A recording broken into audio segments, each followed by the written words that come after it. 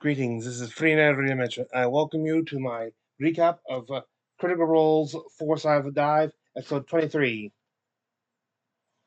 Mhm. This episode features Matthew Mercer, her, Amy Carmio, Car, Carmero, Amy Carmero, sorry, Abria, I, eh, Abria, and Leon Bryan. All right. Today it starts out with Matt announcing his. The episode starts off with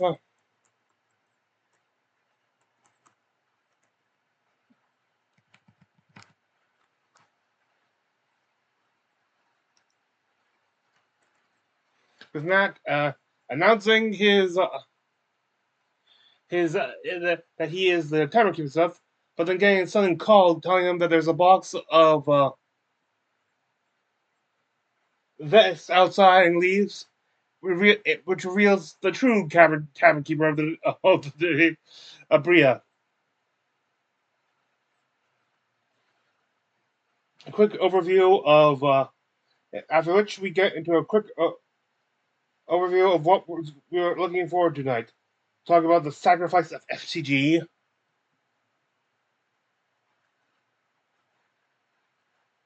They they like the rejoining the catching up of catching up with the Crown Keepers and their subsequent disbanding. There. Also, we go other things too. Also, they talk about how after break they'll get into their more side dive. The part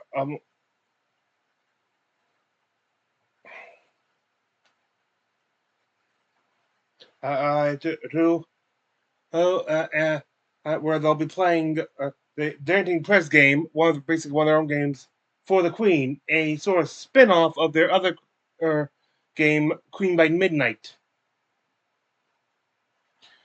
Uh, as you know, they'll on their YouTube releases they'll have the main part and then the more so die when they play the game. I will show you like the rules and like the sort of the setup for the game there. But after that, but that's where I'll clock it. I'm not finished watching the. I'm sadly not finished watching there, and there's too many shots and stuff to add. So you'll if you want to learn about that, like it's a lot longer than the normal more stuff. So if you want to watch that, you'll have to go to the link below. As of 15 minutes ago, they released the uh,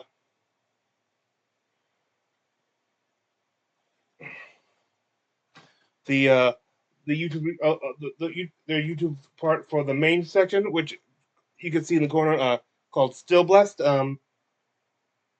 Which means by the time I'm finished recording, they should also have their more side dive out for a link there. But I repeat again, I will not be going over. I'll only be going over the very start of their game of Queen for the Queen.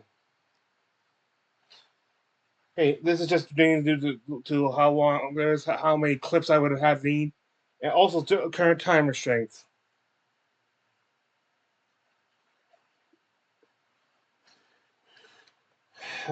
We go into start off with talking about F.C.G. Noble Sacrifice. How's this? And like, what was it for that like them? And like, they start off by saying how it's sort of like so Sam. Like he's always good. Sam's always going for these. He has a tendency doing these ridiculous stunts as well as playing on emotions. Like it's kind of on a brand from him, no matter how extreme, even if it's the extreme end of that brand.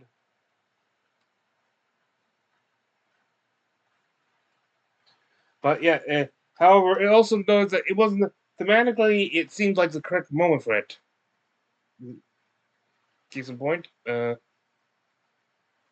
I'll let them explain.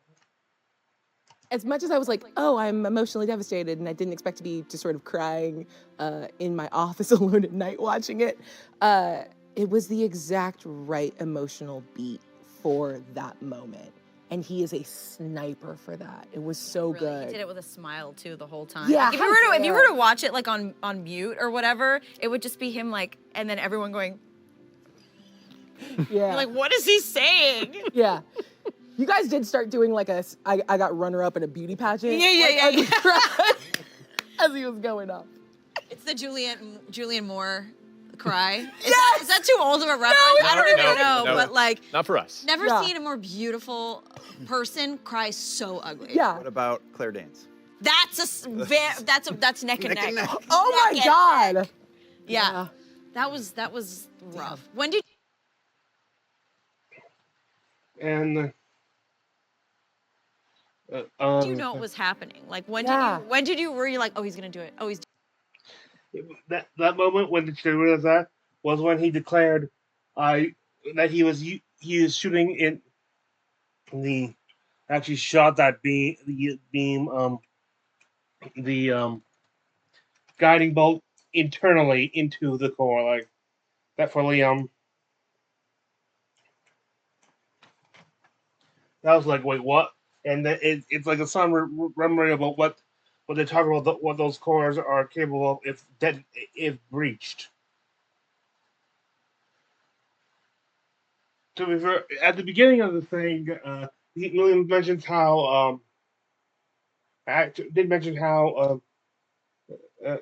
beginning he's like, all right, like when they're starting into the fight, all right, we've leveled up since that last time and stuff, we've done stuff. We're prepared,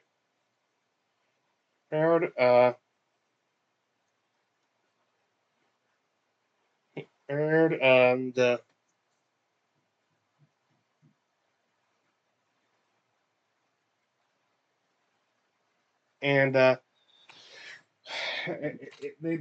think she'll be a lot easier to this time. Nope, she leveled up too. Like he even still thought like he still was thinking this.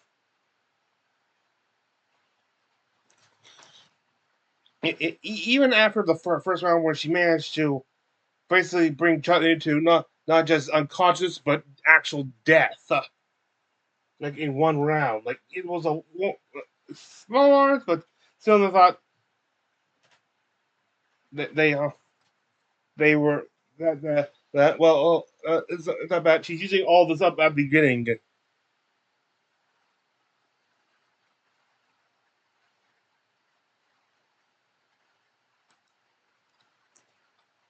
About the rest of the table, I specifically was feeling very confident about thrashing that woman and you know, have it coming at a cost, but not in what I think was one of the 2 or 3 times in the history of this show where we came close to everybody going out. I gotta be so clear. Okay. I'm so proud of you. You beat the brakes off of them. And I was just like, you ever have that energy where you're like, God, I wish I could just send Matt video of me being like, I'm cheering for her. Damn her little backpack. Here's the thing. You've been doing this for a while, especially with you guys. Every new group has its own unique tricks, and with all trick stuff. Oh, by the way, according, I believe Liam Whalen said like it wasn't until 2 years away that they realized this could actually be where the party ends. Like this could be a campaign ending moment. Like, Too.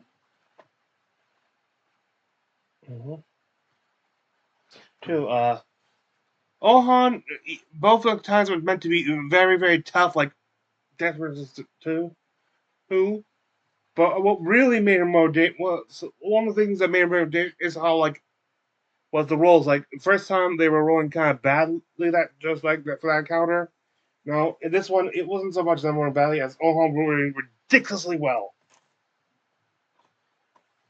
And that goes into to how you the challenges of making you can make your own character to make as a bad guy to things like who's the threat. Usually when you do that, you make them a cast as up. It's hard to make a fighter be a threat, a solo fighter being a threat to the entire party.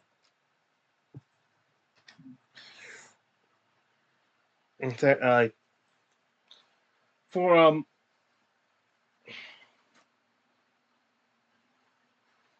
Liam said for he said that in order for Orm to be effective, he usually needs to focus down on one target. Like casters can take on group of a fighter better on one-on-one.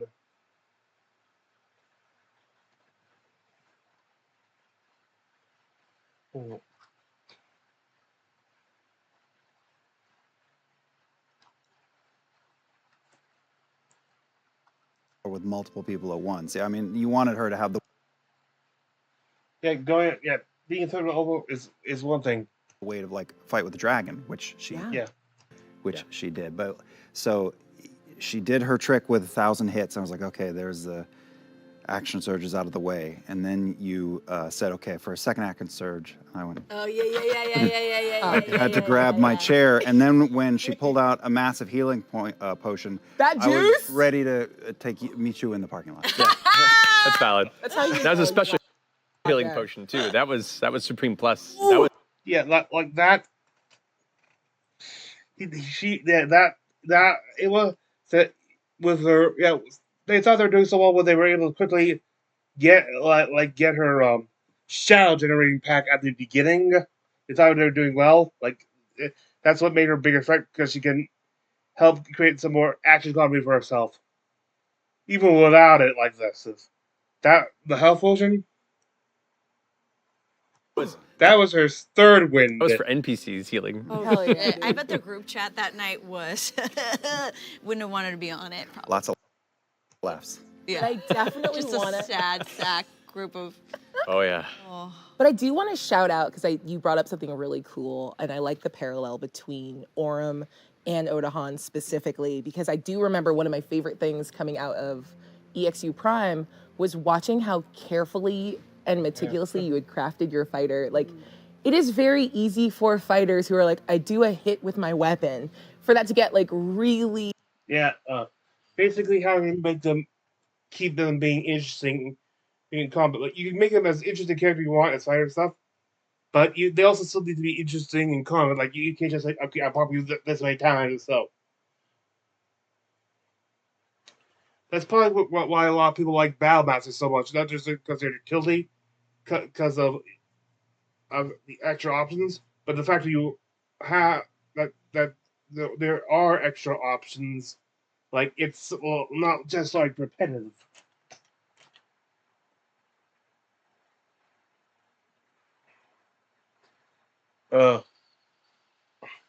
So going through it at some one point, Leo mentioned how like going through like, all right, it's probably going to end up with us gaining new characters to continue on.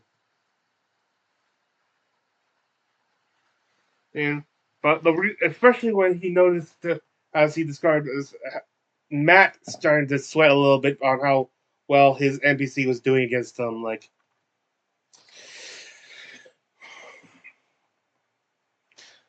one of the most important things was like the fact that they were able to like bring Chetney back up, because if the revival thing would also work on Moon, they'd be down 2 characters right now.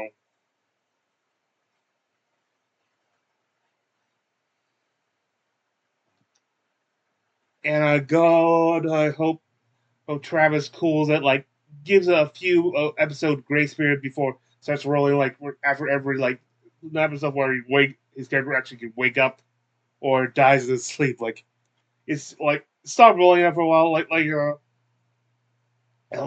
just having that randomly, it's too soon. It'd be too soon after F.C.G's death.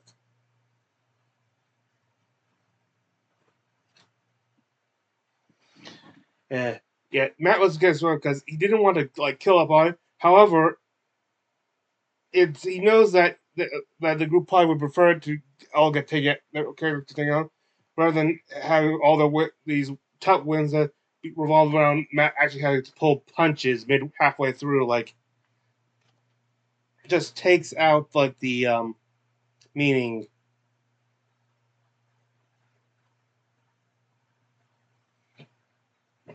Then Matt talks more about like when how he had actually forgot about that mechanic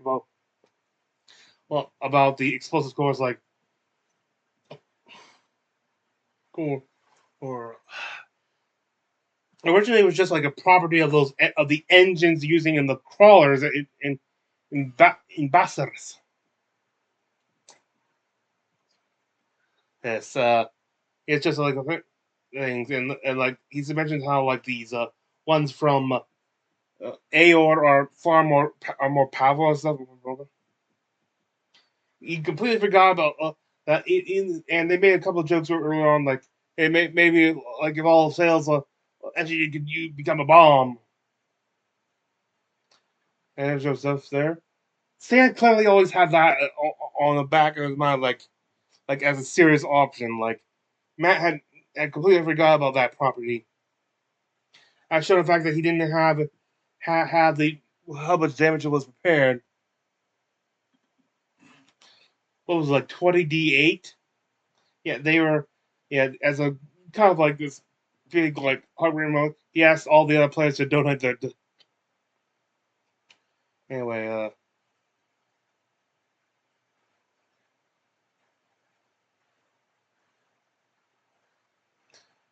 yeah, and it was we talk about like a Brian and the other, and I mean, they're like when they hear about F.C.G stuff, like how this like it. Where are the name? Amy, Amy, I don't get. Uh, yeah, this show's got me all weirded about pronunciation of names. So anyway, I mean, mentioned how she wants, like, while she was doing like voices for uh, like, and I forget what it was, something of Avalon. Sam was like the voice director, and when she came in, everyone seemed kind of depressed like at work, and then the second is goes, I guess they all watched that. They mentioned how that the previous night episode during Campaign 2, they've lost one of their characters. Like they're talking about Molly's death. Mm-hmm.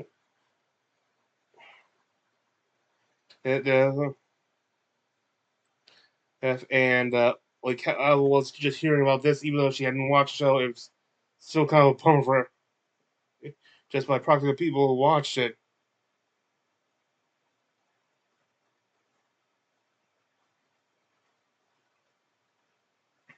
Yeah, it kind of thought yeah that kind of keeps me up with a question that all bothered me, uh, which is back when they had that like one reason Molly died is because he unconscious because of backwards of one of his own abilities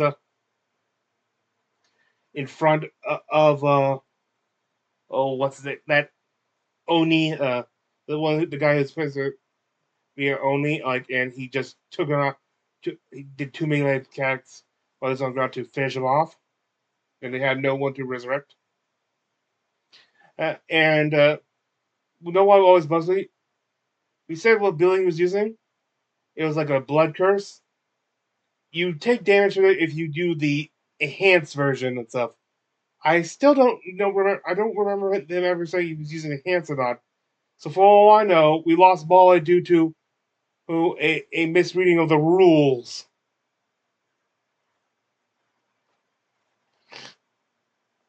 But anyway, they now back to this. They talk about how like you have like characters who incidentally die because of battle and that stuff. This was a case of a character being able to choose their like not just during like end of the campaign like as part of the wrap up they say how this is or as us or like they were already planning on leaving the campaign and stuff. No, this was an active player stuff choosing to how their character ends. It's kind of like and they kind of noted that of all the characters that have to be F.C.G, he was one of the one. he is part of the glue that was helping keep them together and stuff. Also, he was the only one in the group who was truly pro God. Like all the others, they are not here for the gods. They're not here to aid the god. They're here to f up Ludinus for all he's done. They don't have their divine the divine age perspective now. Oh.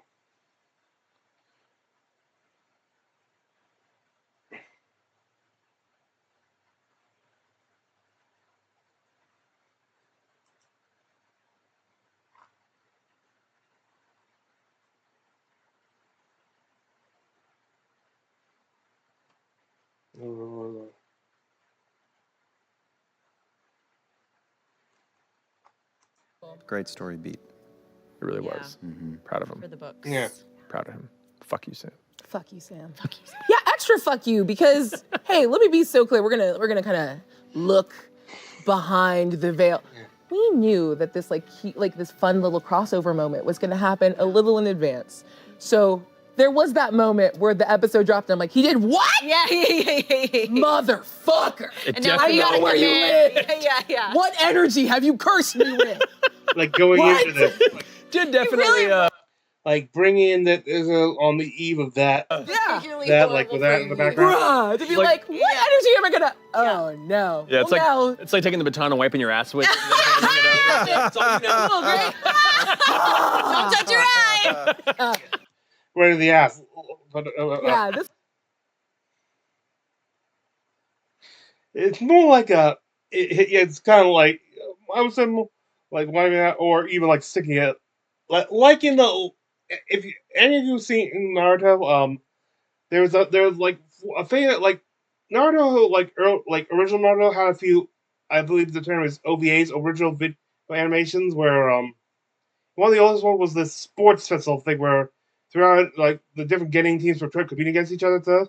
But Naruto had a different agenda, trying to get to relieve himself of the additional stuff of the additional waste, but kept on getting interrupted by different things. Like at one point they had 4 points all the way out. He finally gets to the whole thing, and Choji practically boom bowler knocks all of them down. Again, and during the last event, like he still has to go. It's a like triathlon or something. Like they pass the baton, and right, he's like the last one up. It's up to him. He prepares to go pass on Sasuke, and Sasuke misses when passing up, misses the hand. I'm not sure if this is intentional or not. Certainly, it actually hits Naruto in between the cheeks. This is the second time. But the second time, by the way, Naruto has had his rear violated by a member of his own team. Think Kakashi Sensei in their real getting test. You know what I'm talking about if you're a fan. And Sasuke has no. I think that's the energy that Sam left Apriya with. This is sort of a narrative pink eye from my erstwhile husband. Yes, Sam Russo. 100%. So good. Payback for Yeah. the calamity. For what? I don't know. He did that to me. Yeah, he did do that to you. Damn it. Ella, you did the same thing. That's right. Shit. I Damn it, I am Sam. thrice Stuck fucked. to your guns and just did like a pub crawl.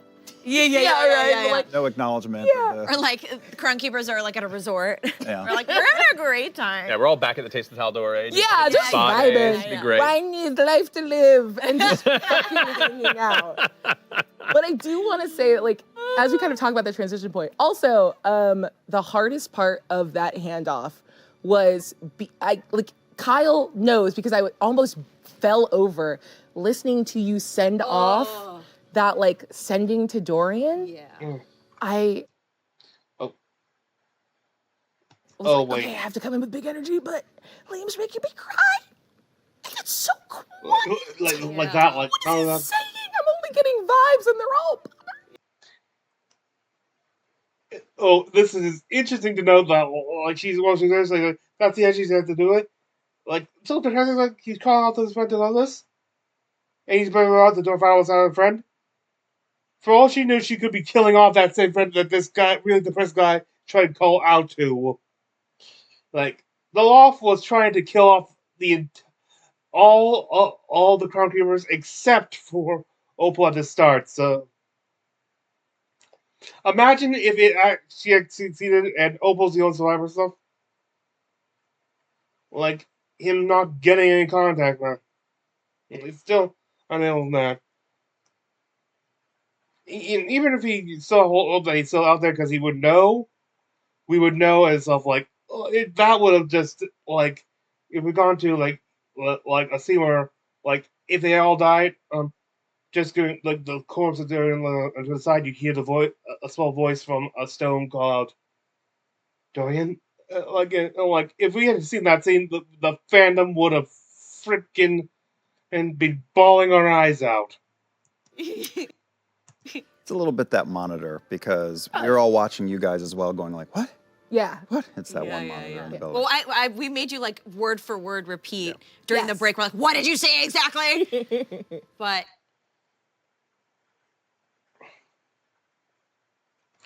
they do talk more about like Orum's like I said, like they start like when we first got Orum.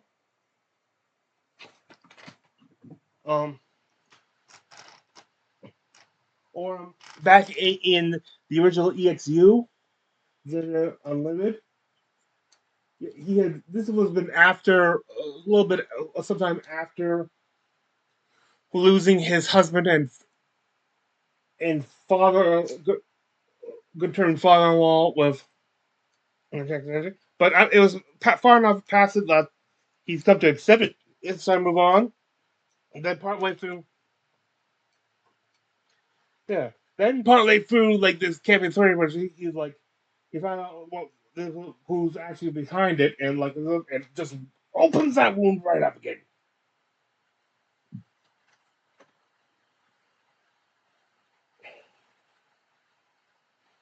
Yeah. Yeah, like it's like a yeah, it's like bringing all of his characters like they're how their past comes back in surprising ways that Liam that his characters how their past comes up in ways that surprise Liam take Caleb example. He mentions how Caleb was how he wanted to play a wizard who was like mine was who who's part of that F with his mind up and how does that okay it goes this then going over like the overview of oh of the empire which he lives in and he talks about how this group by way runs the empire basically. It was like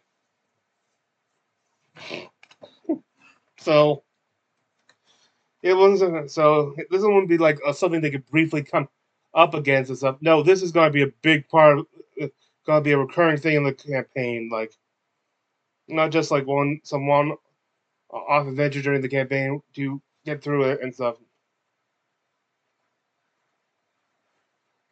Then we get to Orem, um who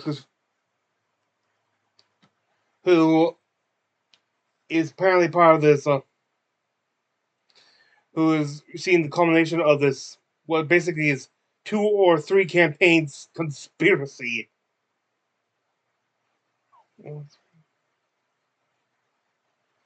And we learn more. We'll talk more about Orem. Like for him, he's in so well.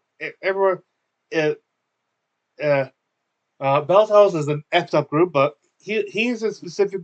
He's more like the more rational one, like the more grounded. But he's just like the soldier's journey, though. Though it's the one like it's the one. He's the one who's compelled by duty to go on this. And it's and in the ways his is the most heart wrenching. Too. Anyway. Then we get talk more about what happened and with our where we look into the lives of of the town keepers and how, for instance, uh, Opal going Opal versus the rest of them because of the Spire Queen. And they also asked what it was like for Amy to be by herself on one side of the table with the rest of the group on the literally the opposing side, which was hell of an interesting one. Uh-huh.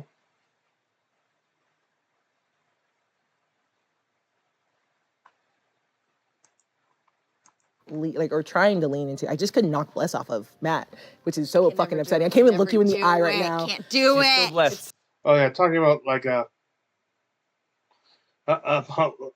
actual. So He's still blessed. No matter where he is, To he's this blessed. Hashtag blessed. Hashtag blessed. God. Ariax all the day, all night. You can You know what? not knock the girl from Ipanema out of that man's head. I spent 3 days singing "The Girl from Ipanema." Well, the thing is, like, you Rude. roll so bad as Dariax, so Oh, he's yeah. gotta have It's something that crazy. keeps him alive. And But he made every contract Yeah. to like keep. I was like, He's how? built for that. Warcaster, Nothing. dwarven. Yeah, he makes. Well, let's just keep the thing on. As long as he lived, that bless was going to be up. However, it did note that about how he came close to not living. Like Matt said, like for Darius, like for him, this was almost going to be like a final stand. Like he was not leaving there. So Opal's mass suggestion probably did save him. Like he was ready to make this one final. That. Well, and it's only because he succumbed to the effects of the mass suggestion that he decided to leave. It probably did save that character.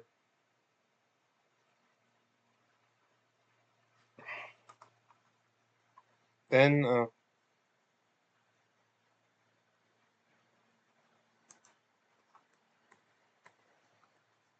okay, Yeah. And also, because you know that kind of ties your hands behind your back, but you'll play again. that's the thing. You know, It's okay. you'll win. Yeah.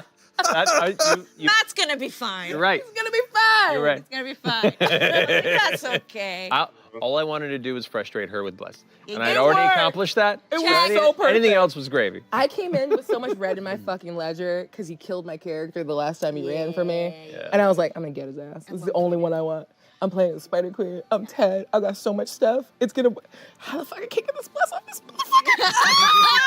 And then halfway through, Genuinely cry. also realizing halfway through, I'm like, okay, if somebody has to die, like who is like who's gonna really know shit about this game? And then I was like, and then you asked me again, like, who are you most afraid of? And I was like, Dariax. Not true, but I knew that if Matt Mercer was on that side, this side of the table, it was a fucking rat. God, that would have been so fun. I was waiting. Yeah, That but kid, that's cool. that kid on your side would have been bad. Yeah, that's true. He would have been in character. What are we gonna do? It would have been so good. But I would have loved at the end where Dariax was at the pub. oh my Oh. God, you got ghosted. You got Dude, that was so ghosted. heartbreaking. Bruh. He did it, and that's the only reason that I wasn't like, what if I just come in as Denise right now? I was like, no, it's too good. The moment is too good. But like, what if she like? That's in my fan fiction. Like, as soon as that episode ended, like he just Yes. like got grappled by something he didn't see, and it was absolutely That's, 100%. That's a post-campaign moment. Maybe we can flash back Post-campaign. You gotta to do Yeah. the stinger. totally. Yeah, we could totally do that. Yes. That- It was just canon too beautiful of a accepted. moment not to get in there, but yeah. In my head, when Dariax and Dorian had made it back to Keyleth's in the Arashari over there, and I was like, and they got into Zephyr's bar, and in my head I'm like, okay. So in my head I'm like, okay, Dariax can accompany him, probably with Bell's help, because he's not going to leave his side at that point, so he can become kind of like a helpful side NPC maybe. Like in my head, I was immediately doing the math on like, well, he made it with him. How can I incorporate him Yes. Yeah. in a way that feels natural? Yeah. Okay, and then while I'm having to do the math in my head to try and rationalize the fact that Dariax made it with him here, Oh, he's gone. then Robbie just full on took care of it for me in the most heartbreaking Oh, it was way. heartbreaking. So good. I could like see it play out in my head. I could Yeah. see the episode, Yeah. like, you Yeah. know, if it was like a very special episode of like the Showing growing off- pains. Showing off for him, like Yeah. played so well. And then Dad just goes out for cigarettes. Oh, no. Damn. Damn, man. Yeah. But it did feel, as much as I was like, I want to kill everyone and just send Dorian off alone. Yeah. It did feel very good Yeah. to be like, the main thing to accomplish. And going back to like, Basically, it's getting. It's basically getting not a group anymore. The goal of this episode of this particular cast was to set up a scenario where Dorian would rejoin Bell's Hells as he entered the final stretch.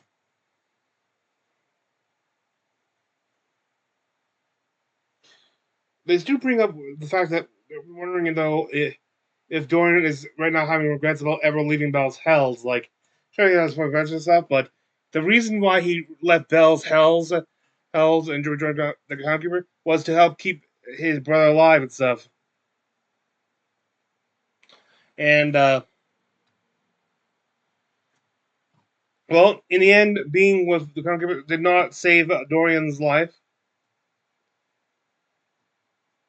It did not save Cyrus's life, and not only that, but now that he's rejoined, he found out while he was gone, they lost F.C.G. and stuff. And they're wondering if I had stayed, would F.C.G. still be alive? Sure, definitely Cyrus would probably die a lot sooner, but he still dies anyway and stuff. Could he have saved F.C.G.?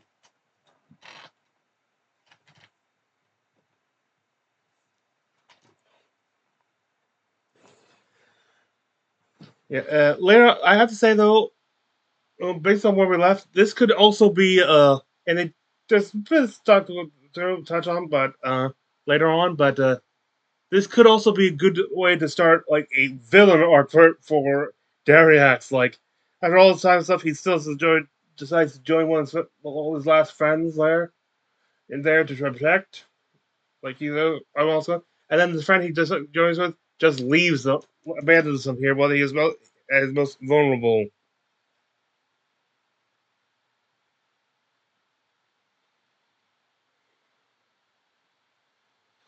Mhm. Then we get into Morrigan, becoming a paladin in this. How because of how she worked role and stuff, uh, like uh,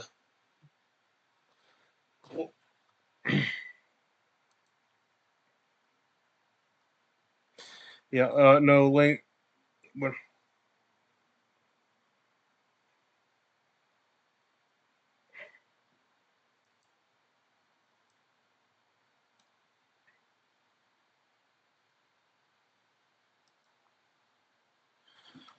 Uh, Morrigan,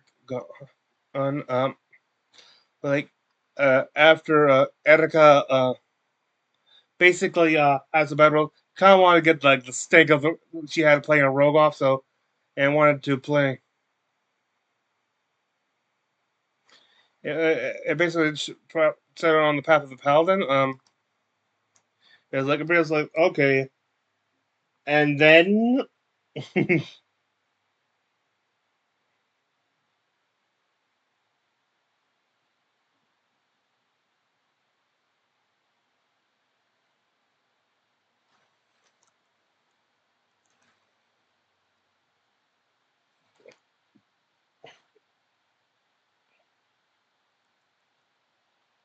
build her character. Yeah. She's like, I don't want to be a rogue. She's like, I rolled like shit in Kymol and I want that stank off me. I'm like, girl, say less. I understand that vibe. Come lean into being a paladin of the Matron of Ravens. Very fun. And then she was like, I cast haste. And I was like, no, not like this. Not this again. I laughed from this side of the screen. I don't want to be on the side of it. Yeah. Back of my head, I'm just like, dog. When she was building it, she's like, and I have daggers. I'm like, no! It's a sword. It's a sword for no reason. Yeah. Just, please don't let it just be exactly let's just that. say the matron's got a type. She's got a type. Hot, brooding, loves a dagger. Dark hair. Yep. Hervon back. Kind of a longer ear situation. Yeah, Yep. no. Yep. Can't blame her. Yeah. Yep. But knowing that, like, Yep. It's like, oh no, I am not. Oh no, I am not facing the new vax. I am not facing the new vax.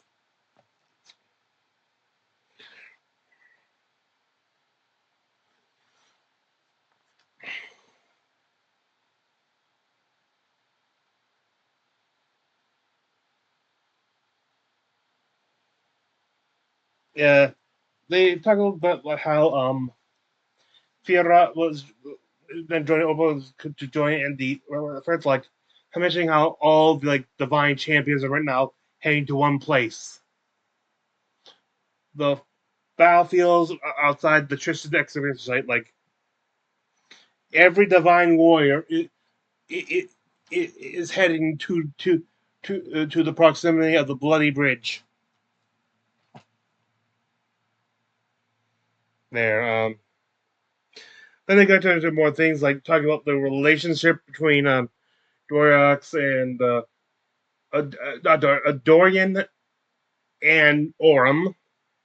They mentioned how someone recently, one of them had recently led some like a Dorian and Orem fanfic.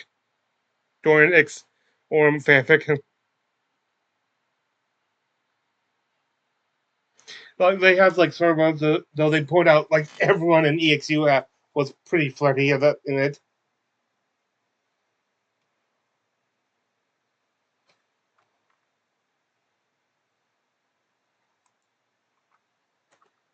Perspective. I'm not discounting any sort of romance, but I think for him, he doesn't think about romance very often. He's very much a person that's kind of pulled by the winds. Any Yeah. relationships that he's been in, any entanglements he's had, has usually been driven by others. just like in that fanfic. Yeah. Ah! I'm sorry, you're gonna sit here and say like he's driven by the winds, like Dorian's not that whole vibe, and be like, yeah. No, like, I am I the see what wind. I see what you're Do you saying see- now. I see. do you Yes, hear I ran what into you're that one. saying? I ran into that one. No, I mean like I think Dariax sees Dorian as like an older brother figure. Yeah. He aspires for that confidence and that Yeah. that kind of comfort and ease that he walks through life. And after that, we get into the next section, the Tower of Inquiry.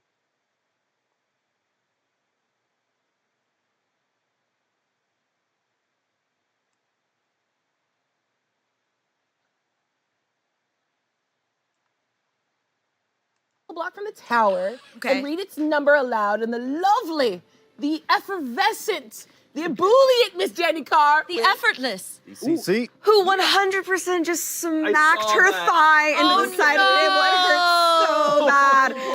Effortless, huh? I'm so fine, you guys. I didn't Everything see it, is so it didn't great. happen. Made it look effortless. So in pain. An effortless mortal wound. Just laugh through it. I felt a sympathetic bruise on my hip after that. I'm sorry. Oh. I'm so great, you guys. Everything's fine. Oh no. I feel bad because you died, but I do have to continue to read, or No, they will, please keep reading. or I don't Stuff has take to home happen. that box of billowy vests. They're real. They're outside the door. Oh God. I want a box of the billowy pants. Ooh. I mean, that's all I wear now. I love it. Oh, it's It's- so good. It's a The good combo. pandemic has taught me a lot of things about myself. Wear comfortable, billowy. Yes. Oh, you're right. Okay, sorry. Speed run. Mm-hmm. Amy takes the first poll. It is number 5. It's a question about how they plan to their pacing, like their characters, like the pacing and of their stories.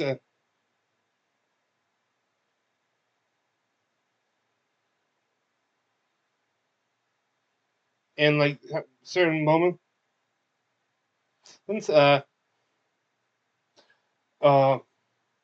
Amy kind of reveals like she just her thing is to take the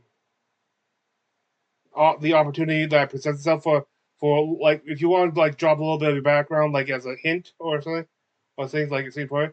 If you see something, take it like this because don't say there will be a better moment. No, there's not always a better moment.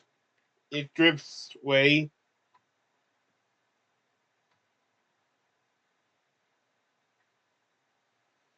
You don't have as much time as you think. Uh, they do talk about. She does also go on to talk about like how what was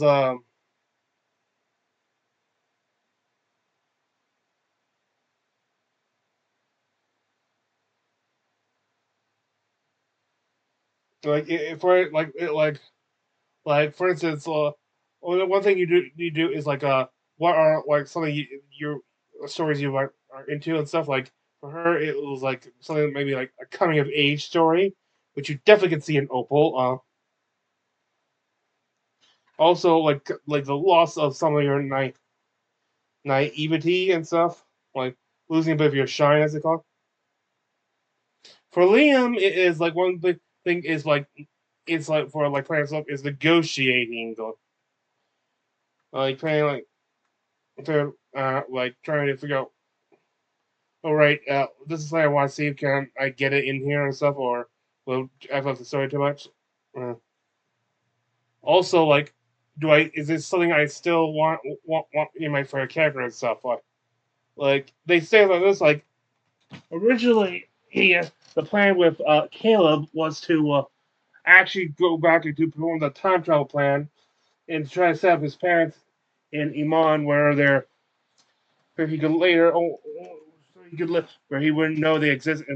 So where basically a way of getting back and saving the just trying to save them, but in a way that doesn't mess up the timeline uh, enough to uh, uh, up the timeline to who where point where he wouldn't think to go back in time. Like he can't have him meet his still living parents at any time before he goes back in time. Otherwise, he would never go back in time to begin with. 1 second. I gotta take some. Oh, some.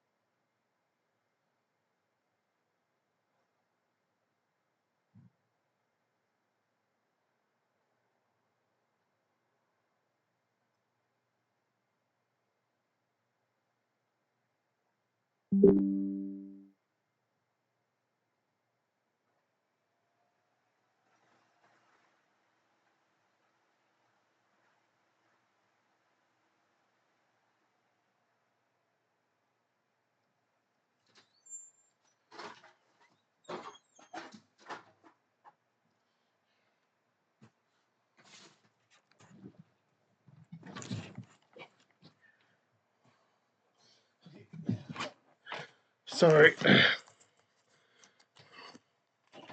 Okay, what part was I?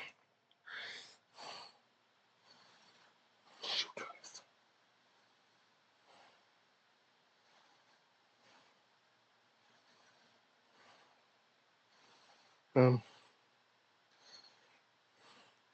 by the time, yeah, by the time he got to the point where he could actually potentially figure out how to cast such a spell, though, it felt just like wrong for his character to attempt it. Like with his time with not Bells, man, basically sort of like how well to move on.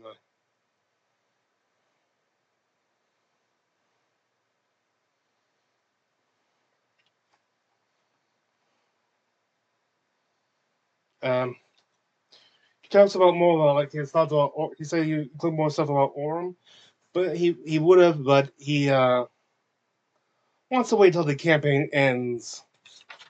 Um, Matt talks about how he plans things out like this. So, like he has a master doc stuff, but doesn't like have every detail in it. Like it's like Xandria is still, no matter how well designed, it's still a work in progress.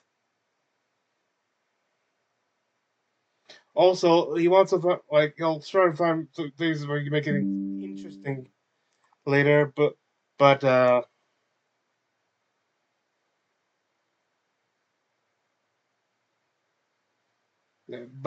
he needs to also know where like character goals and stuff in for planning out like and to know what areas to may have more focus on. For Bria, we mentioned before, like she wants to know what type of stories do you like stuff that like will help like what immediately will, because that's what immediately like pops in her head like and will know like how to go like.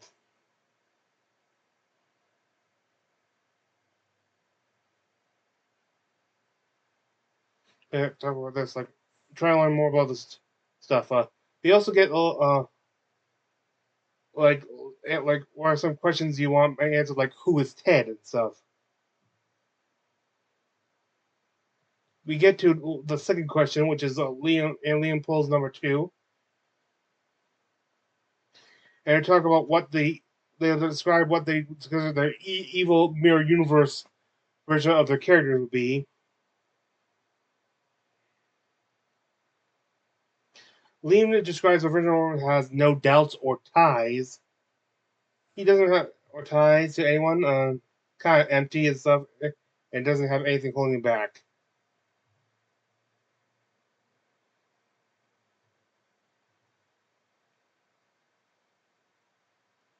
He'd be killing a lot more probably.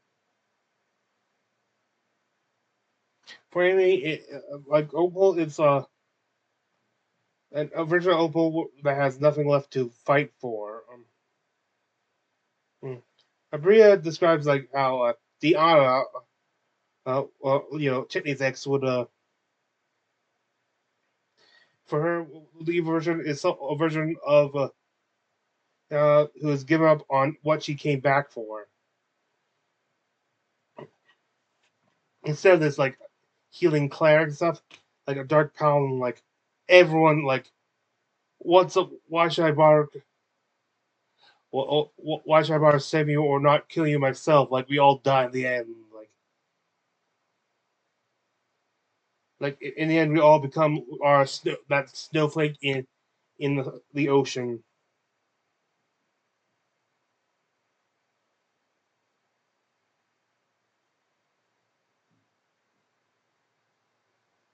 Mm-hmm. And regardless of, I was like, yeah. For me, when I heard this, like, so this is maybe like a version of Diana who treats everyone like she treats Jerry, her mountain goat, her riding goat. Now, like I was like it was so unnecessary and kind of not accepting her. Like, and she goes, like, hey, "We need to meet and stuff." Like we've gone like how long are we been? And like 2 of us don't even eat, consume food.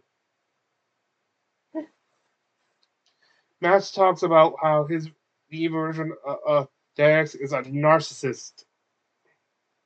Like Darius is kind of like a follower and stuff. He's more for his stuff about other people. Well, this is one who is entirely self-centered.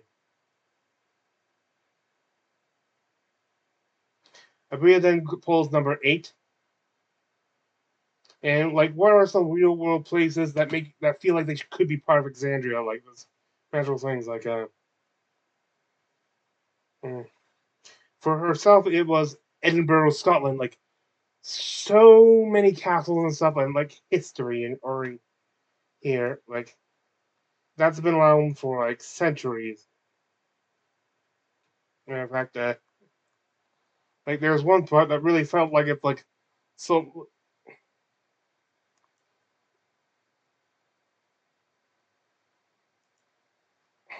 It Really? really is. But like, that was a question I asked myself from the doc. I'm like, I'm never gonna get to that. Yeah, And then eventually, an opportunity arose to be like, well, okay, maybe I can spin this and have his past come back to haunt him in two ways at the same time, Yes. and kind of make him shake for a little bit. So yeah, that's kind of how my process works with that. Yeah. How I about you? feel, deeply same. I think I definitely start off writing with theme in mind, and then it doesn't become story until you like have that inflection point with the table and you hear about. Oops, sorry, wrong time slot. Not 0616.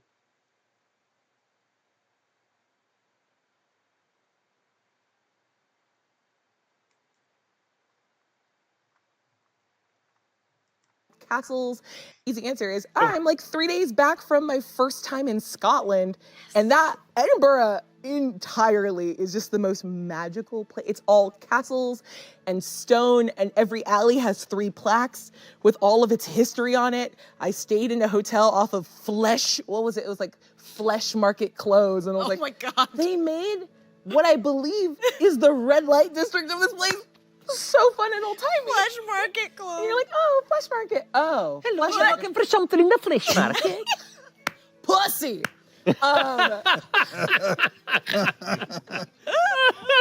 But I And so he was. am. I'm sorry, is this not the energy? No, it's exactly the energy. Oh, that's who F.C.G. or that's how Sam will come back. He'll come back as pussy. Come back as person. Yeah. From the Flesh Oh. Market. It'd be From great. the Flesh Market. Fresh from the Flesh Market. Yeah. So I'm very. Yeah. Anyway. Uh, and for maybe she mentioned how like maybe like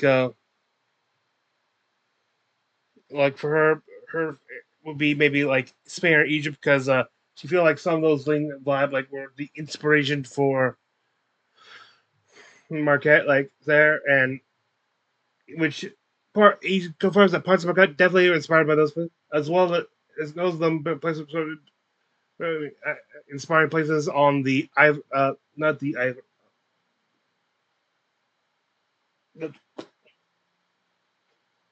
uh the Menagerie Coast. Thank you. Huh? Well, they I forget who first mentioned, but okay, like definitely parts of Iceland are good, very fancy like there. For Liam, the Warner Brothers lot, which I think he's actually inspired like a D&D episode in that. Oh wait, I think I actually remember that one. Was that the vampire one, or was that some? Yeah, it was like I think I remember that now. It was like one of their one shots.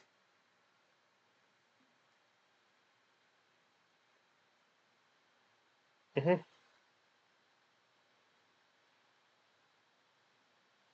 And for Matt, he mentioned this place in New Zealand called Ro- to- Rotorua or something like this region and stuff, which was a heavily inspiration, like some Western, the Western parts of Dundalian Empire, like the areas that where Bo grew up in, like notice how they had a lot of geothermal activity, like geysers that go like 100 feet into the air, like a lot of hospital stuff, like that is something very mystic.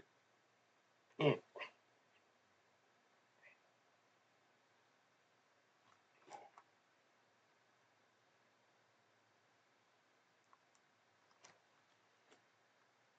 these massive pools of natural geothermal, like heavily mineral-rich water that spill out in this heated steam that rises off of it that give the landscape these like turquoise and orange, like alien world colors. The entire city smells of sulfur and other chemicals.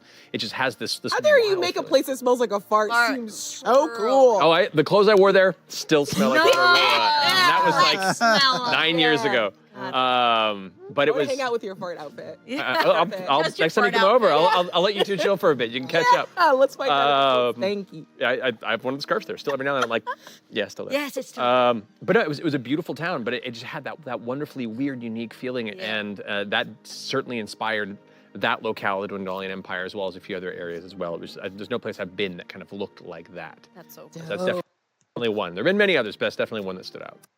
Okay. One last place, like for like when they were doing Candel Obscura, the one where Liam did was like he also was inspired by Ireland and stuff. I didn't go listen to that many details because I've still yet to watch any Candel Obscura. Just scheduling and choose. Find time to do it. And then we get into their deep dive.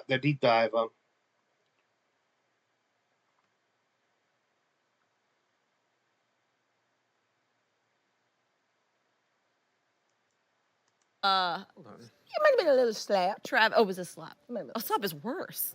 I've never An slapped someone in open-handed real slap life, is and I want to so much more humiliating than a punch. Yeah. You know, because it's like I don't even want to. No. Yeah. One free slap. No. Not on the show, Okay. but Not for free. sometime. Stop. Even it out. Yeah. So just do one on each side, and then. Perfect. Dariax did take invisibility, so he could take another trick out of Dorian's book and be like, "Oh yeah, no, I'm just gonna finish dinner." Well, they did talk about like the possibility of Denise showing up later to be with Doriac. Fast, and then we'll go and get some wine, honey. Okay. Never You again. don't deserve her. You don't deserve her, Dariax. Denise with the dollar sign. Maybe he'll stick around. I don't know. She's He's been there through a for lot. that dwarven constitution. Yeah, let's go. Oh my God, I have They so both many have it. follow-up questions. They both have it. We need Four-Sided Dive After Dark. Yeah. It's not for now. It's not for now. No one's ready. Those dwarves could go for hours. And hours and hours. They age so slowly, you know. Okay, all right. Okay, first actual question comes from Liam. The weight of his perception, like because of his high perception, how does he feel like it weighs him down, like he's now responsible for warning the crew of everything that happens? He had mentioned how he started getting such a high perception, like he said like back in the original third episode of EXU, they went to Gilmore's, he got a coupon to get one free item, and he found this thing to hide us. And it's been so long since I've seen the original Exaggerated Unlimited. I completely forgot that he got this item, and this is where it started. I did have to look up the Sentinel Shield. Had to stop watching this episode just to look this up. Wait, seriously, there was an item? Then he checked towards feeds and other features to keep adding up his passive perception. Also on initiative rolls too.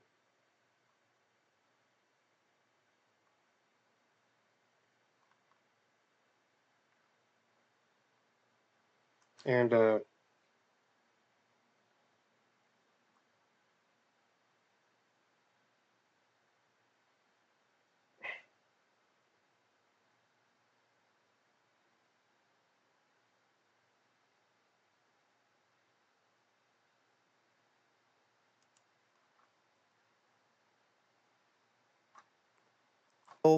It is still telling the story, and it is still showing the character that I set out to make, and I love it. Yeah. Can you imagine Orem, we're actually watching him? He'd be the shiftiest, just eyes darting all the time. Just just so he would seem so paranoid to you in real life. You'd be like, Nancy, Just like a cool it. A halfling hummingbird. Yeah, just As they talk about how it's kind of annoying for Matt because you want to have this surprise thing, but then you have this character who who's basically is only matched in his perception by Deadpool, and his ability to see past the fourth wall. I can't believe I actually know enough to make that reference. How about that?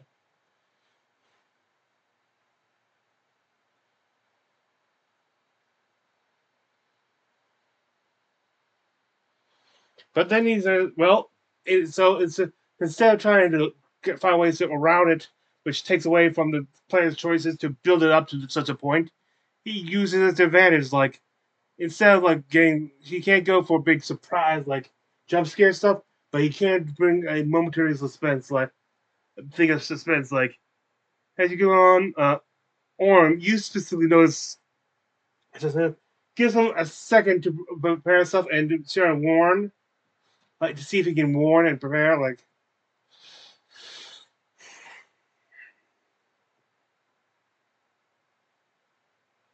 they're weird, but stuff that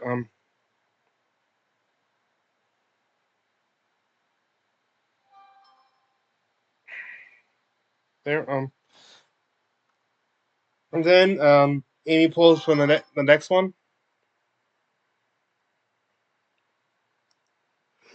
I hope it's one of mine because we're sharing. Amy pulls the one Taggart. There's a word here that I don't understand.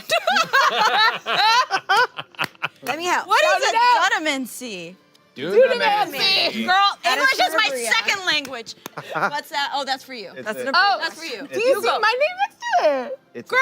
Different one. I'll answer it. No, you're No, good. no, I no. like- You I go, want you go, you I go, want you to go. go because my brain needs more comfort. Okay. We want to hear the question. Sure. What was the inspiration for Ted and Opal's backstory being wrapped up in Dunamancy and the Luxon? Okay, so this is really Apparently, her character was based off of a D&D player race called the Concept, which I do know of. I've seen on the things. I've considered making a character for that on D&D Beyond for that, like just like so they did store away for when I started actually playing. But they are ones with entities with two souls. They're very connected with spirits and stuff. I guess that she's supposed to be the exaggerated version. There, it's not that there's so much they have two souls. It's that Opal is half a soul, and with Ted being the other half. It's kind of interesting because also because of the divinity, when they had the big fight here, we had Ted pop out as like sort of like this form of like an echo, a elf shadow, like an elf, a Durancy echo. Only it shows the version of her that basically they both are in both life, and one is forward and is dominant, the other one's up behind, and it shows like the version of her who would have been what the body will show what it would look like if Ted had been the one in charge.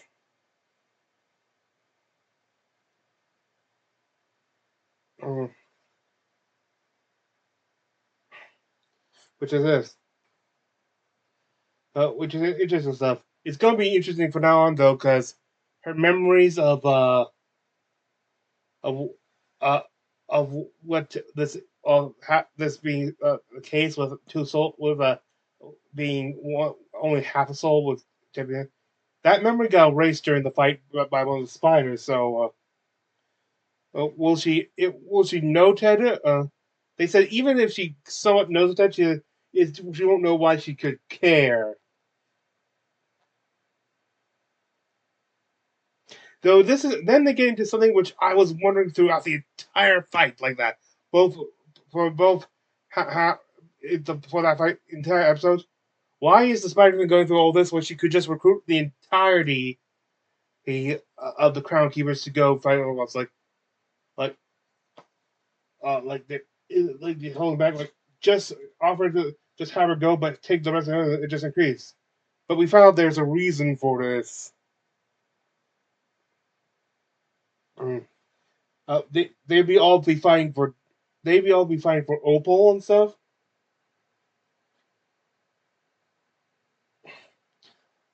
Oh, Opal, and then they fighting for each other on the field. But Opal's only connection is this newly formed connection with the Spider Queen, which we're not sure how devoted she is to it. She could get him to go. She could get him to convince the others to go and stuff. But none of them, including Opal, might have a reason to stay once it gets too hard. Like if they're doing it for each other, they don't have any themselves personal stake for being theirs, and it'd be safer for them just to stay out. Some of their time stuff would allow her to focus on protecting the Spider Queen from Predathos and his followers. And it's like that question has been bugging me so long, but now I know. Like, okay, this makes sense.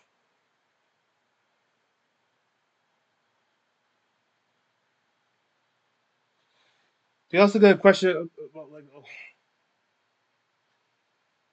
about Opal's mother. Like during the episode, we kind of got an idea. We learned why Opal's mother left. Like it's Poc-O, but though we don't. Though I guess Opal doesn't know anymore. I actually don't remember what they said that was, so I won't be getting too much into it. And they never directly reference the reason, state what the reason was back in this episode. I can't remember what last episode what it was.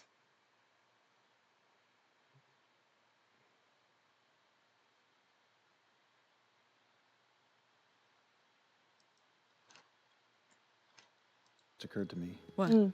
Champion of the Matron and the champion of the Spider Queen, both born and raised in Byroad. Yep. Yeah, baby. Yeah, buddy. Don't And they're make them like they do in twins. Byroad. Yeah, both twins. You gotta get a Man, twin. that was like purely coincidental, by the way. Or You was get it? one of a twin. I swear for me You're it gonna get a was. hell of a champion. Universe. The universe, yeah.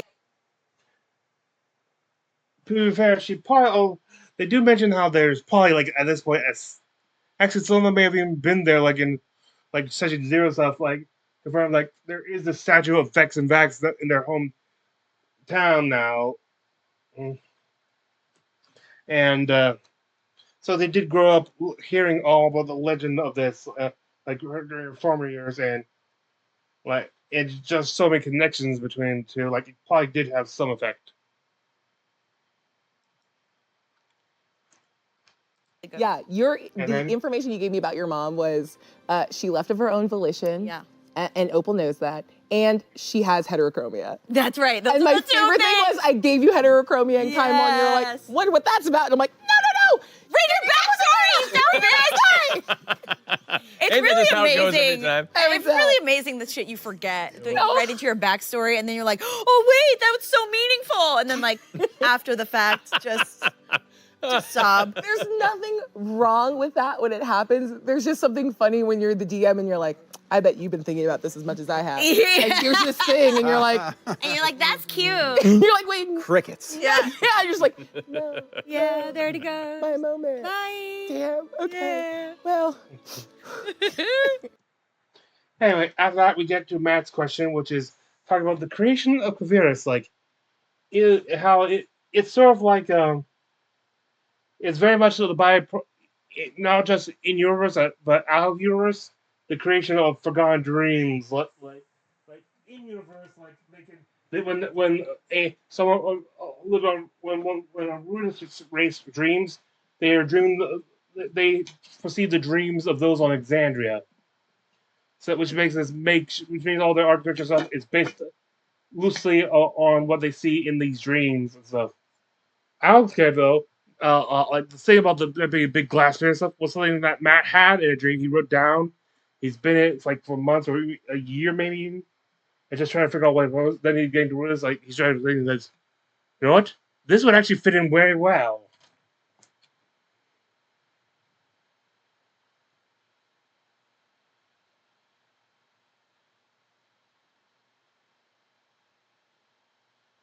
And then also he's talking about when developing talking about like the higher echelons of the Imperium.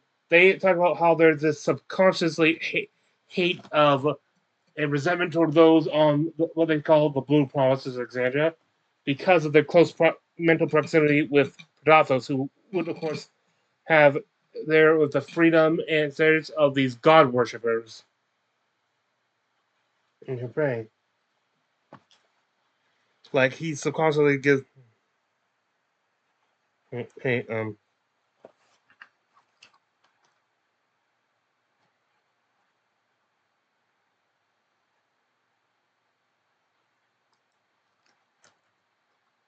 Same. yeah. So it's very cool as a player. Very cool. You're trying to run a game. Oh God, fucking no. That's like God. God. Hey, babe. Hey, babe, just sit that in the window. Hurt my fucking. No, I could never. I can't even read dunamancy. Okay, how That's all the good. fuck? My vocabulary is 5 words. To be fair, dunamancy is a very specifically nerdy word that I made. No. But I love that people love it. It's like when you go to a restaurant and a sommelier comes around and you're like, I know a little bit about wine. I know enough to know what I like. Yeah. But I love that someone else knows what everybody else likes. Hell yeah. I love that. I love that. yeah, like they can just tell like there's a bit, yeah, like talking about like you can just tell what side of the hill this was grown on and so what's not just a vineyard, but what part of the vineyard it is from. Like, yeah, LA. We get to Liam, who's next question, which is Orion's thoughts on Dorian's return. It's we'll see. There's it has been stated that they have a mutual somewhat of attraction toward each other. Mm-hmm. Right. I think he's also associating with Dorian, or associated Dorian with happier times, before when they were just starting out with the Crown Keepers. Like the Crown Keepers, like things didn't go really shit up until after after Exandria Unlimited Kaimal, which is well after Orm left.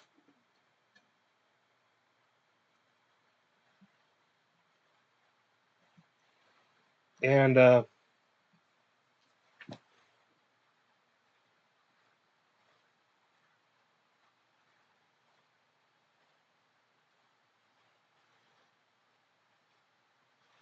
there and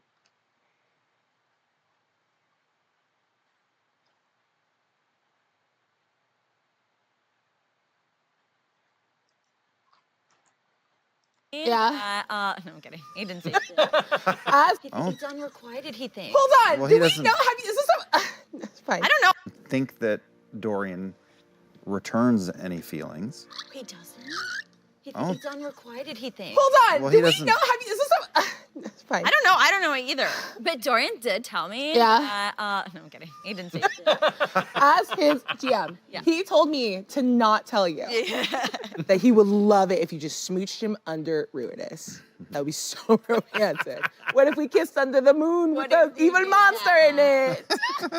in it? But and he also doesn't know, like, he's very shy. Orm's very shy after his everything. Yeah. It makes perfect sense. And it is that. okay, there. So we could definitely see see them getting into a relationship within a few episodes. Like once again, again. Then we get to Amy's next question, which is what's it like for Opal still having a Fira Arai around, despite the force first disbanding of the Crown Keepers, and at first it was complicated, but her guys, well, it's nice to have her around. She doesn't want to drag her into danger, but then she remembers that this is also the mention her god is probably also telling her to go too, so she'd be there. So that's covered. Like even no matter what, they both have reason to go, and still be around without feeling about like they're putting each other in danger.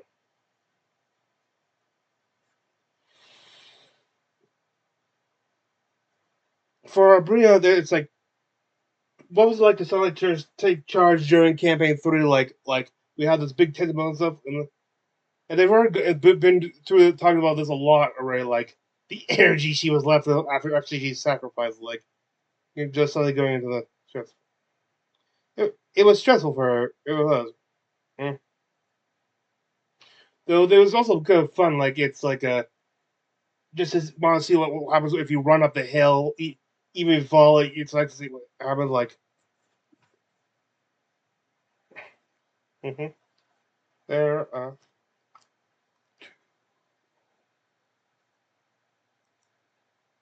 Like, what if it's a little dick? And I was like, I love Critical Role. Oh, they're also talking about like more about a little bit about here. They're talking about a little bit more about the fight there and the element of the crystallized memory. It could be a little dick. It could be a little Put dick if we three want. of them Yeah. together in a little triangle, and I saw it, and I immediately said, "Hey guys, that is basically a penis." So if you just I just love we also have this now. Well, we get to see her little desk here, like all those like lore keeping stuff.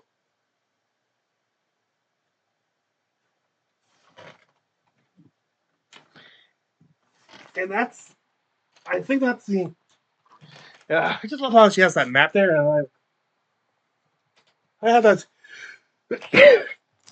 same map right here, like on my wall. Just like Add other more, little hint kind they'll of be thing. able to see it. And you know what? I was right. The eye travels. Yes, I don't travel. Yeah, the entire time the battle's happening, somewhere in the woods, somewhere floating above, is a hooded traveler, Artagan, just looking down, going, "This is fun." Yay! Turns out I was the traveler's Traveler chosen Yep. the whole Go. time. You're the traveler you would see in the world. True. All right, Matt, I'm going to give you, yeah, okay, go. What do I do? No, you're good. And for Matt, it talks about why the weed line is kind of fixed, say, on bioengineering and stuff. Apparently, it's like one of the last things. Like there, it's a like a not it's like a small moon and stuff. They own stuff, and they've had like centuries on it and trying to mine what they can and stuff. There's not that much left to mine, and through mining and stuff. What's left? So they had to make use of what resources are left. Like a lot of the juggernauts and stuff have bone armor because biomass is like the only one of the few resources they have left. Why like making stuff out of it, bioengineering is such a big thing. Is like their last truly renewable resource. They also talk more about how their alliance with Ludinus, like it's because of Common Gold and stuff. I think it's leading up to a point where the enemy faction is going to have this big confrontation with like eternal confrontation. So like they are aligned as long as it's beneficial for both parties. Then we get to another Tower of Inquiry section.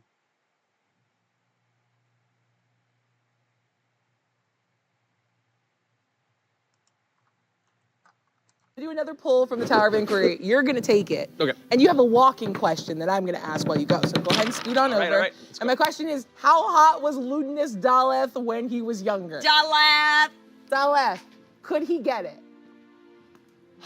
I think he could have, but I think it was beneath him. He had more important. He had more important things to focus on. There's nothing more There's important. nothing more important. There's nothing more important. He had. The Laren just jumped out at me like, what do you mean? That's nothing. Ludinus suffered a lot of trauma at the tail end of the Calamity, and it very much informed his Coward. layer of goals and That was importance. his formative So you're saying he years. was alive at the end of the calamity? I think I've alluded to that already in the Couldn't be. Yeah, but there's a difference between alluding to it and Calamity actually was heard- saying it out loud in front of these cameras. That's what the show's about. Hey guys. Exactly. Hey. All right, let's see what we got here. There we go. That'll slide out. Oh, that was so slick. Whoop. All right, that's a 47. 47. I didn't even know they go that high. Yeah, what do you got? We all got like 2. Oh yes, this question was great. The logistics of bringing in a surprise character and having none of the main cast discover that there's going to be a surprise character. They talk about this like a lot of times. They just like once everyone sit down getting ready, there is when they'll have the person arrive at the studio. Like when everyone has to sit down and stuff, like getting ready. Like they're in the final countdown to begin.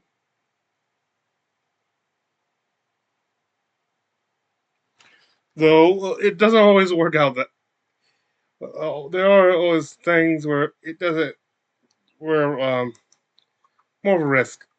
It really is, but it's also a lot of it depends on the availability and willingness of you guys to come and play too. So I'm always thankful for y'all being flexible. Oh, I will drop everything. Everything.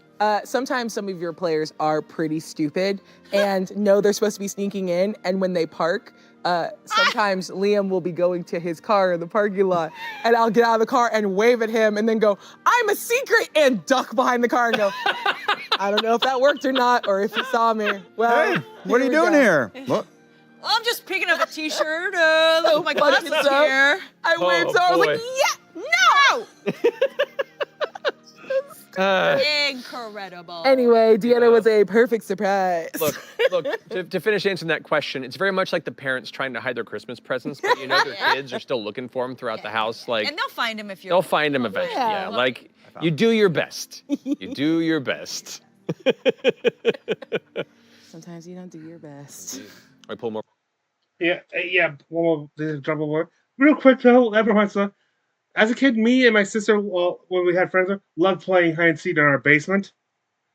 There's like the spare fridge downstairs, which we put like the stuff waiting, like gallons of milk and stuff, and other drinks and stuff, waiting to come up. It's waiting to come up. There is a box next to it, like it's hollowed out and stuff, like it's where it produces stuff. Marissa found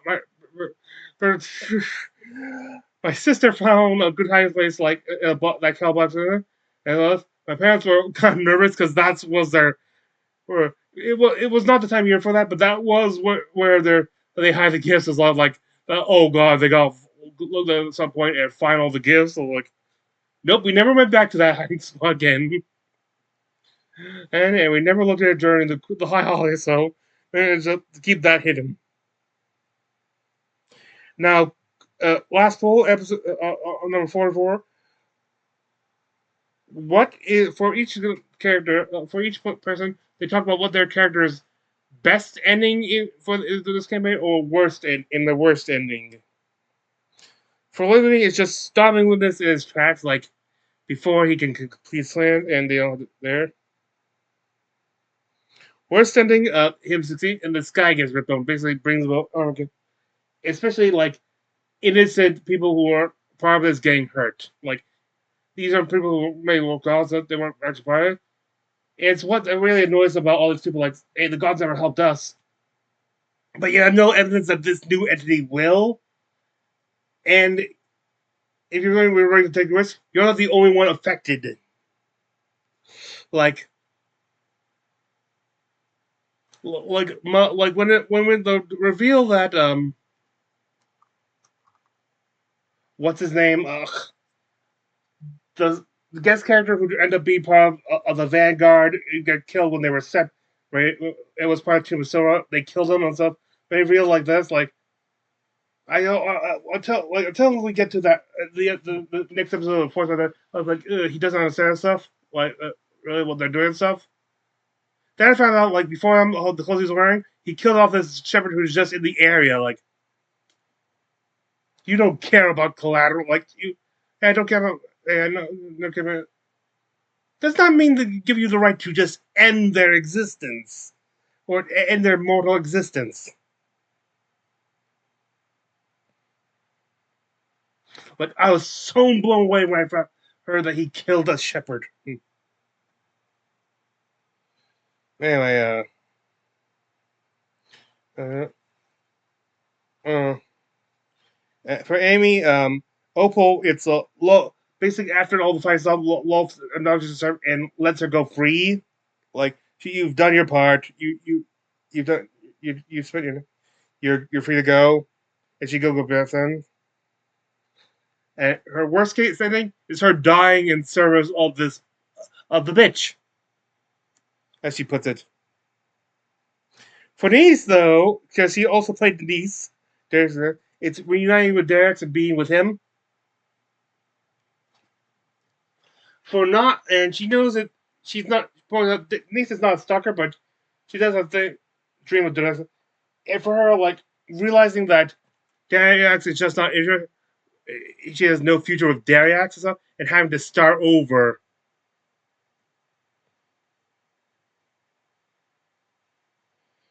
For Abria, talks about how for Deanna, it's she helps save the world too.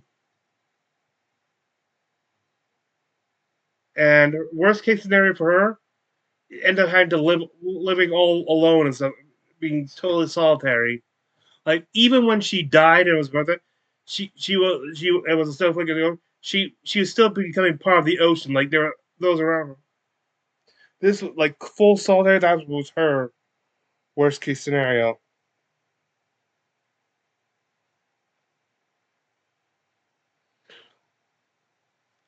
They've also been talking quick mention of like and stuff. Not what her breasts are worst case scenario because she's already dead and stuff with this. This uh but also like what her thoughts on this would be like whatever afterlife she ended up with and as a one of the great minds of the age of Arcana, she kind of gets where Luna's going. Like a lot of those minds where the flight saves were not very like this like they didn't have the highest view of the god stuff. Like when when Pervon Soul had made that cameo in there, like one of the people like hosts was being openly demeaning with him, like trying to put down his devotion, like you asshole. They also want to ask like, what do you think? What like ask like that she thought that Bria thought Lionel and they talked about all the different things, and we never got an answer on that one actually.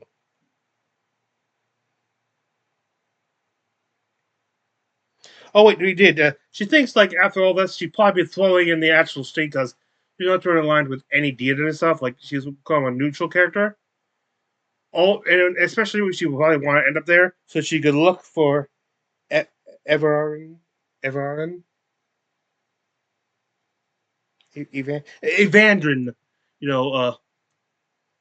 So which is kind of heart wrenching.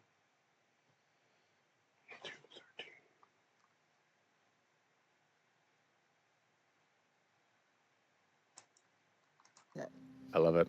Yeah. That's fucked up. I love it. Yeah. For sure. God, that's fucked up. That's so good. Best case scenario for Ludinus would be... Oh, yeah!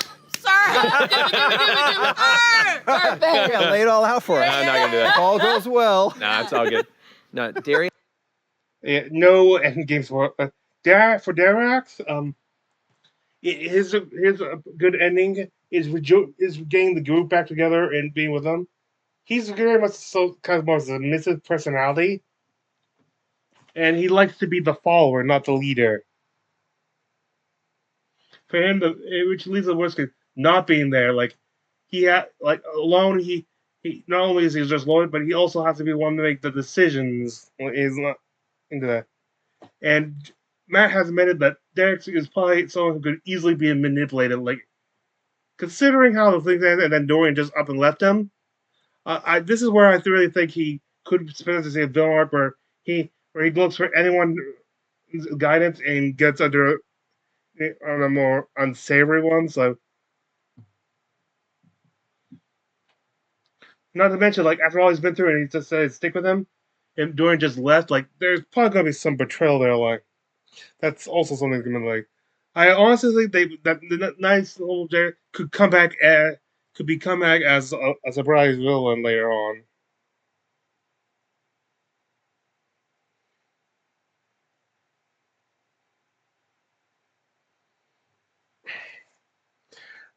Liam mentions like what be another one for his character, another one of his characters.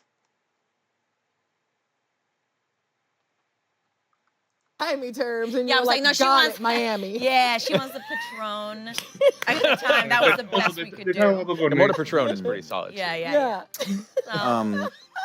Best case scenario, Vax is not a ball. Oh my god, I forgot Worst your case, ass is a marble. Worst case scenario, he stays a ball. Oh no. Yeah. How does it feel to just be a little guy? Round. Spherical. What a Whoa! nightmare. That's truly the worst case scenario. Man. Worse It's like than a death. gyroscope spinning around all directions. My Sorry. I boy. forgot. Sorry. It's just running like a I don't so mean to good. keep torturing your first character No, it's good. in our campaigns, but the bad guys like torturing him so bad. He's running like a hamster in there, just real fast. Oh. real fast. Just running that bridge. Bzzz, that's what's powering it. He's running 1,000 miles an hour. That's so. He's pretty good at it. Really fast though. Yeah. Yeah. There is just something that's so beautiful about like love exploited. It's just, that's nice. All right. Shit. Okay. And now this is when we go to the break and stuff. Originally, I was going to show you like the first little things at the break, like few minutes, some of the first, like showing the rules of for the game for the Queen, and also start explaining the setup. But due to the time limits, I'm just going to skip all of part two. Maybe come back to this. There should be a link in the description for it, those who want to see it. I'm not sure if I'll ever do a review, really, but however, we do have one last thing to for this, and that is my new homebrew, Fast Forwound. Terrible one, I know, but it's up. This is based on temporal recovery. Both are Dunamantic healing spell, which are more accurately pseudo healing spells, which because they recover all your hit points from damage, but it's not like it's actually healed so much as the instant of where the part of time, the time in which they are, where the wounds occur is pushed forward. In this case, unlike in temporal forward, which has a consumable thing, this thing doesn't have uses a has all most of the same things except for the material. Instead of consumable sand, you have a non-consumable thing, though it's very expensive. You need a working platinum pocket watch to do this. Another main difference is this one is a concentration spell. Like same thing though. Like when you like a damage or damage or a specific certain conditions are inflicted on a creature you can see within the range of the spell. Yeah, as long as you're aware of the spell, you can send that the moment on which the injury happened, that moment forward in time, so you would take it at a more convenient time. Unlike with temporal recovery, which you can control how much by how much material is consumed, and also like upcasting could control where you can put it a certain amount this time. This goal can be withheld indefinitely. Because it is withheld, and it is not just an entire instance, but entire rounds worth of damage and conditions being inflicted, being pushed forward, and it is definite as long as concentration is maintained. If you lose concentration, though, the damage returns full force.